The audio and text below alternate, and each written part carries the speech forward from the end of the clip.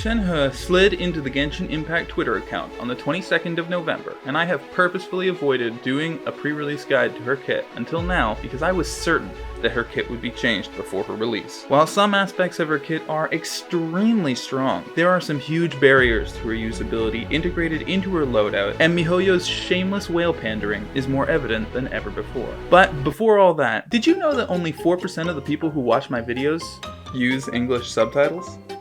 Weird, right? If you enjoy my content but find my voice confusing and incoherent, go on down, hit that subscribe subtitles button. It really helps the channel, and you can always turn them off again. Thanks a bunch. Shenhe's ascension materials include the Dragonair's False Fin, which is obtained by defeating the new Bathysmal Vishaps, creatures who will be arriving along with the addition of the mysterious region of Enkinomiya in Inazuma. Besides that, her leveling materials are the same as Ganyu, which is fitting as Shenhe was also trained by Ganyu's old master, Cloud Retainer. Cloud Retainer is quite fond of Shenhe, claiming that she is a fighter of uncommon skill and ability. However, Cloud Retainer also called this the Supreme Cuisine Machine, so maybe their judgment isn't to be trusted. At max level, Shenhe has an attack stat of 304, putting her 9th highest in the game. However, her ascension stat is attack percent, giving this number a noticeable built-in booster. Unfortunately, while her damage multipliers for her normal attacks aren't trash, they aren't anything to get excited about, being somewhat lower than other characters with similar attack stats. So, if not for her normal attacks, what do we use all that power for? Well, Shenhe is actually a damage buffing support character, who can increase the cryo damage of nearby party members by a percentage of her own attack, by using her skill, Spring Spirit Summoning. This skill has a press and a hold version, with the press being a dashing cryo lunge, and the hold performing an AoE cryo burst. Casting the Spring Spirit will provide teammates with an Icy Quill effect, in 5 stacks for the press and 7 stacks for the hold. The Icy Quill bonus can provide a flat damage bonus equal to 73.05% of Shenhe's total attack at talent level 8. However, this bonus only applies to cryo damage, and will stop after the stacks are used up. And if you're thinking, oh, this'll be great for cryo AoE attacks like Ganyu or Rosaria, guess again. AoE cryo attacks will use up stacks based on how many enemies get hit by the strike. So if you do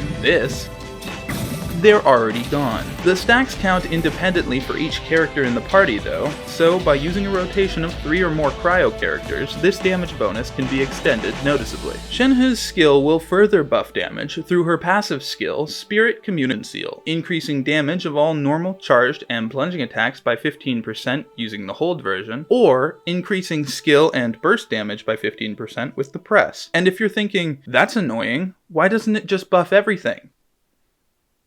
Yeah. For her burst, Shenhe creates a field that deals periodic AoE cryo damage, and decreases the cryo and physical resistances of enemies within by 13% at level 8 and 15% at level 10. This effect feels a little weak for the level of investment required, especially when you put it up next to Ganyu's. Even Shenhe's second passive, Deific Embrace, which slaps an extra 15% cryo damage boost onto anyone inside her burst, pales in comparison to Ganyu's 20%. It's worth noting that it appears the damage over time triggers a total of 16 times over the burst duration, with every enemy inside the range getting hit equally, so the somewhat paltry damage multipliers add up significantly more with groups of enemies inside the field. Not bad, considering Ganyu's been training for an extra 3,000 years. Overall, Shenhe's kit feels like it has a lot of potential, that gets cut short by having weird restrictions put on it. Her skill provides a great damage boost, but it's only available for cryo characters, and you can only hit 7 enemies with it every 15 seconds. Considering cryo DPS characters are already some of the strongest in the game, and they all do rapid AoE hits, it really isn't the kind of boost they need.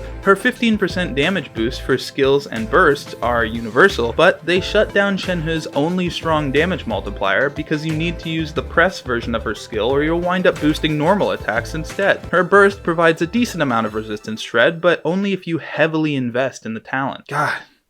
If only there was some mechanic that fixed all of these problems. That's right, Shenhe's constellations seem almost directly designed to relieve the problems that exist in her kit. Want her skill to boost normal attacks and burst damage? Well, her C1 gives her skill an extra charge, so just use one version and then the other, and you're good. Feel like her burst isn't strong enough to warrant the level of investment? What if we gave you an extra 15% cryo crit damage on top? And obviously her C5 gives you the full 15% resistance shred 3 levels early. C4 is a little different. When characters buffed by Shenhe's icy quills cause cryo damage, they will in turn buff Shenhe's next skill damage by 250%.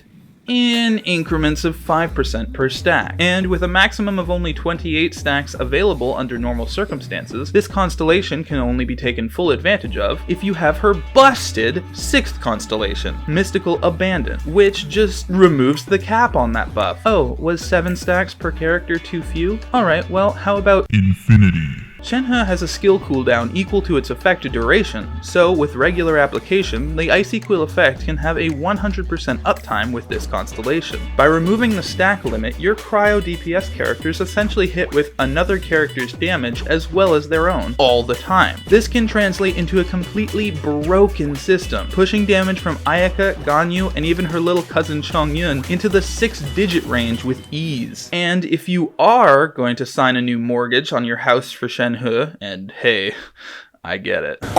Well then, don't forget to max refine her weapon too. To supplement Shenhe's damage boost focused kit, the stat you want from a weapon is hands down attack bonus, and a high base damage is nice too. While there are several different polearms that can provide bonuses to attack power, most of these bonuses are short-lived or require circumstances or builds that would cripple Shenhe's kit. The Calamity Queller, on the other hand, provides a constant damage bonus for elemental damage, and an attack buff that triggers after using her skill and lasts for 20 seconds. This attack boost will also double when the wielder is off the field. For a level 90 Calamity Queller at R1, this means a 54.9% total attack bonus for Shenhe, and its base attack is 741, tying with the Song of Broken Pines for the highest base attack weapon in the game. With only her signature weapon, Shenhe will achieve a total attack power of 1,920. No artifacts, no set bonuses, no Bennett, nothing. Hike that up to an R5 weapon, and that number grows to 2,320, which is goddamn ludicrous. This weapon is extremely strong for Shenhe, and in the hands of a few other characters as well. But don't go throwing it to just anyone. That off-field damage boost doubler will have little to no use for Zhangling, Rosaria, or Zhongli, because the damage those characters can do from off-field snapshots when it's activated, so any post-activation buffs won't make any difference at all. But who can say no to 12% elemental damage bonus and over 700 base attack?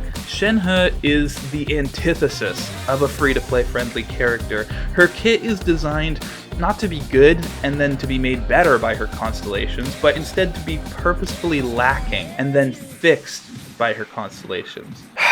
And honestly, I can't even say I'm too upset about it. MiHoYo knows that 2.4 has the most cracked set of banners we have ever seen in a single update, and the people who are going to be pulling for Shenhe are probably the people who can put down the cash to pull on every banner. Why not make a piece of whale bait so mouth-watering it could catch a humpback in the Mojave? This banner is such an easy free-to-play skip that MiHoYo is even giving out the new 4-star for free. But who the fuck am I to tell you not to spend your primos on tiggle biddies when they show up? You want what you want, and I know what you want, so let's talk about it. Building Shenhe as intended, as a damage boosting cryo support, is very simple. Attack percent everything. Forget cryo damage bonus, forget elemental mastery. Heck, you can even forget energy recharge if you want. Her burst is only kinda good for the resistance shred, and you'll be running her with cryo characters anyway. Crit stats are always nice, but no, just more attack. 2-piece Glad, 2-piece Shimenawas, yum yum yum yum yum. However, what if you build her not as intended? Listen, alright, I've been staring into these numbers so long that my head feels like it's made of gorgonzola cheese, and I think I may have found the answer to the Shenhe problem, and it all revolves around this. Shenhe does in fact provide her Icy Quill bonus to herself as well as other characters, and I believe that with a little tinkering, this could lead to some serious fuckery. So put on your big brain hats because this is gonna get a little loopy. Shenhe's attack is added as flat damage after attack damage multipliers, but before other multipliers, like elemental damage bonus and crit bonuses. And for better or for worse, the bonus is dynamic, meaning that the amount of attack added by the Icy Quill will change based on Shenhe's attack at the moment the damage is inflicted. This dynamic boosting is important, as it's the only way to take advantage of the Calamity Queller's off-field damage bonus. Bennett will not increase this bonus, as he only increases the attack of the character on the field. Once Shenhe leaves the field, she would lose the Bennett buff. Now,